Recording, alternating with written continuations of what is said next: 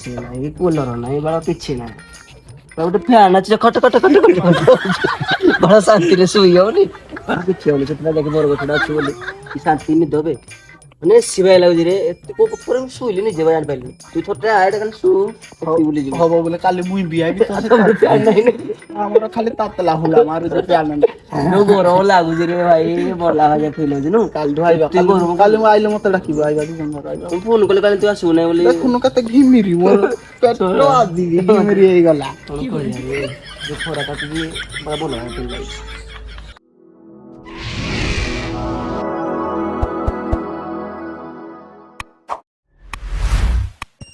ଜୟ ଜନତା ଭାଇ ମାନେ ମୁଁ ଆପଣଙ୍କର ଭିଲେଜ ବୟ ମିଶ୍ର ଆଶା କରୁଛି ଆପଣମାନେ ବହୁତ ଭଲରେ ଥିବେ ଆଉ ମୁଁ ମଧ୍ୟ ବହୁତ ଭଲରେ ଅଛି। ଆଜି ବହୁତ ଦିନ ପରେ ବ୍ଲଗଟି ଛାଡୁଛି ଏତେ ଦିନ ତ ଛାଡି ପାରୁନଥିଲି କାହିଁକି ନା ଅଛି ଗୋଟେ କଣ ପାଇଁ ଛାଡି ନଥିଲି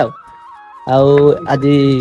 ଏଇଟା ଆସିଛି ଆମର ଜଗମେଣ୍ଟଠାରେ ଟିକେ ଖରା ଯୋଗୁଁ ମୁଣ୍ଡଟା ପୁରା ଟିଣ ହେଇଯାଇଥିଲା ମାନେ ମୁଣ୍ଡ ବଥଉଥିଲା ସେଥିପାଇଁ ଆମର ଜଗମେଣ୍ଟ ଦଲିପ ଭାଇ ଦୀପୁନ କକା ଆସିଛନ୍ତି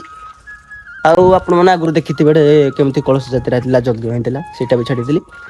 ଆଉ ମାନେ ଯେତେବେଳେ ଖରା ଅଧିକା କାଟେ ଏଟେ ଗୋଟେ ବରଗଛଟେ ଅଛି ଦେଖନ୍ତୁ ଏ ବରଗଛ ତଳେ ଗୋଟେ ଭଲ ପଡୁଛି ଆଉ ଗୋଟେ ବହୁତ ଶାନ୍ତି ଲାଗେ ମାନେ ଗରମ ଯେତେ କଲେ ବି ଏଟେ ଏସି ବାଗିଆ ପବନ ବେଶୀ ବି କାମ ଦବନି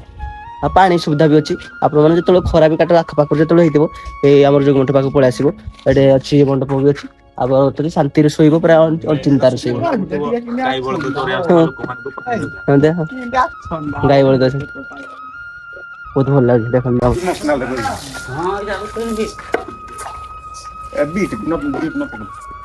ହର ହର ମହାଦେବ ଏଠି ପାଣି ବି ଟାଙ୍କିର ମାନେ ସୋଲାର ବି ଅଛି ମାନେ ଯୋଉମାନେ ଗାଈ ବି ଚରୁଛନ୍ତି ତାଙ୍କ ପାଣି ସୁବିଧା ଆଉ ଯୋଉମାନେ ବେଳାରେ ବି ଆସୁଛନ୍ତି ଏଠି ଭୋଜି ଭାତ ବି ହଉଛି ହେଲେ ଅରୁଆ ଡାଲମା ଡୁଲି ଆମିଷ ହଉନାହିଁ ଦେଖନ୍ତୁ ଏଇଟା ହେଲା ବରଗଛ ଏଇ ବରଗଛ ତଳେ ଛୋଟ ମଣ୍ଡପଟେ ଅଛି ଦେଖନ୍ତୁ ସୀତୁ ଭାଇ ଏଇଟା କଣ କରୁଛି ଯାଉ ସେ କଣ ସେମାନେ ଦେଖୁନୁ ମୁଁ ଜାଣିଥିଲି ସେମାନେ ଯେମିତି ହେଲେ ଲୋକଟେ ବସିଥିବେ କାହିଁକି ନା ଖରା କାଟିଲେ ସମସ୍ତେ ଲୋକ ଆସୁନାହାନ୍ତି ଦେଖ ବରଗଛ ଟା କେମିତି ହେଇଛି ପୁରା ବହୁତ ଭଲ ଲାଗୁଛି ନା ଏ ବରଗଛ ଅଛି ବୋଲି ଏଠି ଶାନ୍ତିରେ ସମସ୍ତେ ରହୁଛନ୍ତି ଏଟେ ପ୍ରତ୍ୟେକ ମାସ ସପ୍ତମୀରେ ସତ୍ସଙ୍ଗ ହୋଇଥାଏ ମାନେ ଭାଗବତ ଶୁଣା ହଉଛି ଦେଖନ୍ତୁ ଗୋଟେ ସତ୍ସଙ୍ଗ ମଣ୍ଡପ ଲେଖା ହେଇଛି ପ୍ରତ୍ୟେକ ମାସରେ ସପ୍ତମୀ ହଉଛି ଆଉ ବରଗଛଟା ବହୁତ ଭଲ ଲାଗୁଛି ଶାନ୍ତି କେତେ ପରିଷ୍କାର ପରିଚ୍ଛନ୍ନ ଛୋଟିଆ କୁଡିଆଟେ ଅଛି ଆପଣ ମାନେ ଯେମିତି ଆସିନାଡେ ବାଉଙ୍କ ପାଖରେ ଅରୁଆ ଡାଲମା କିଛି କରିପାରିବେ ଖାଇପାରିବେ କିଛି ନାହିଁ ଟେନସନ ନାହିଁ ରେ କିଛି ଗାଡି ମୋଟର ଶବ୍ଦ ନାହିଁ ପେଁ ପାଁ କିଛି କେଲା କାଲା କିଛି ନାହିଁ ଶାନ୍ତିରେ ରହିବ କେତେ ବହୁତ ଶାନ୍ତି ଶୋଇ ପଡେ ଯେତେବେଳେ ଶାନ୍ତି ଲାଗିବ ତା ଶାନ୍ତି ଟା କେହି ଦେଇପାରିବନି ଏଇଟା ଆମର ବାବାଙ୍କର ଲିଙ୍ଗ ଅଛି ଦେଖି ଦିଅନ୍ତୁ ହେଲେ ପଇସା ପତ୍ର ଟିକେ ସର୍ଟେଜ ବୋଲି ମନ୍ଦିର କରାହେଇନି ବାବା ଆପଣଙ୍କ ଆଶୀର୍ବାଦ ମୋ ଉପରେ ସଦାବେଳେ ଥାଉ ଏଇଟା ଆମର ମା ଦୁର୍ଗା ଅଛନ୍ତି ଚାଲନ୍ତୁ ଯିବା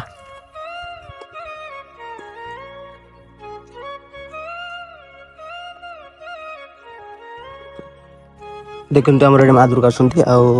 ଠାକୁର ବି ଏଠି ପୂଜା ପାଉଛନ୍ତି ଆଉ ଏଇଠି ବହୁତ ଖୁସି ଲାଗୁଛି ଦେଖିକି ଗୋଟେ ଛୋଟ ପଣସ ଗଛଟେ ଅଛି ଆଉ ପଣସ ବି ହେଇଛି ଠାକୁରଙ୍କ ସ୍ଥାନ ବୋଲି କେହି ଚୋର ନାହାନ୍ତି ନହେଲେ ଚୋରି ନେଲେ ନାମ ନେବେ ତିନୋଟି ପଣସ ଫଳିଛି ମତେ ଲାଗୁଛି ଏଇ ବର୍ଷ ଫାଷ୍ଟ ଟାଇମ ଏଇଟା ଆସିଥିବ ପଣସ ଛୋଟିଆ ଗଛଟା ନା ସେଥିପାଇଁ ବାବା ଯୋଗେଶ୍ଵର ଧାମ ଆପଣ ମାନେ ଯେମିତି ଆସନ୍ତୁ ବୁଲନ୍ତୁ ଆଉ ବାବାକୁ ଟିକେ ଦର୍ଶନ କରି ଯାଆନ୍ତୁ କାହିଁକିନା ମୁଁ ଆଗରୁ ଶୁଣିଥିଲି ଯେ ଏଇଟା ଶିବ ପାର୍ବତୀ ଯୁଗି ଯୁଗାଣି ବିଷୟରେ ଆସି ରହିଥିଲେ ଆଉ ସେଥିପାଇଁ ଏଇଟା ବାବା ଯୋଗେଶ୍ଵର ମଠ ସେ ଦିନଠୁ ନାମରେ ଅଛି ଆଉ ଠାକୁର ଯିଏ ମାନୁଛନ୍ତି ଆପଣ ମାନେ ଯଦି ମାନୁଛନ୍ତି ଆସିବେ ନ ମାନିଲେ ନାହିଁ ମାନିଲେ ଠାକୁର ନ ମାନିଲେ ପଥର ଆପଣ ଭଲ ଭାବେ ଜାଣିଥିବେ ଭାଇ ମାନେ ଯୁଗ ଯେମିତି ହେଲାନି ଗଛ ଲଗାନ୍ତୁ ନହେଲେ ଗଛ ଯଦି ଲଗେଇବା ନାହିଁ ଗରମରେ ଏମିତି ମରିବେ କାହିଁକିନା ଦେଖନ୍ତୁ ଗୋଟେ ଗଛଟେ ଅଛି ବୋଲି ବହୁତ ଶାନ୍ତି ଲାଗୁଛି ଆପଣମାନେ ଯଦି ଗଛ ଲଗେଇବେ ନାହିଁ ଭବିଷ୍ୟତରେ ବହୁତ କାନ୍ଦିବେ ଏଇ ତ ଆରମ୍ଭ ହେଇଥିଲା ଆଉ ଭବିଷ୍ୟତରେ କଣ ହବ 55-56 ଡିଗ୍ରୀ ଆଉ ଭବିଷ୍ୟତରେ ମତେ ଲାଗୁଛି 60-70 ଡିଗ୍ରୀ ଯିବା ଆମେ ଜଳିଯିବା ସେଥିପାଇଁ ଗଛ ଲଗାନ୍ତୁ ଆଉ ପରିବେଶକୁ ସୁସ୍ଥ ରଖନ୍ତୁ ଖାଲି ଏସି ବି କୁଲରରେ ପାଣି ଦେଲେ ଭଲ ଆଉ ଗଛରେ ଟିକେ ପାଣି ଦିଅନ୍ତୁ ତାହେଲେ ଗଛ ବଞ୍ଚିଲେ ଆମେ ବଞ୍ଚିବା ଯାଉ ଗଛଟା ଅଛି ବୋଲି ଯାଉ ଏ ଜାଗାଟା ବହୁତ ଶାନ୍ତି ଲାଗୁଛି। ଠାକୁର ସ୍ଥାନଟା ଶାନ୍ତିରେ ରହିବା ଦରକାର। ଭାଇ ମାନେ ଆପଣଙ୍କ ଅନୁରୋଧ ରହିଲା, ଆପଣ ମାନେ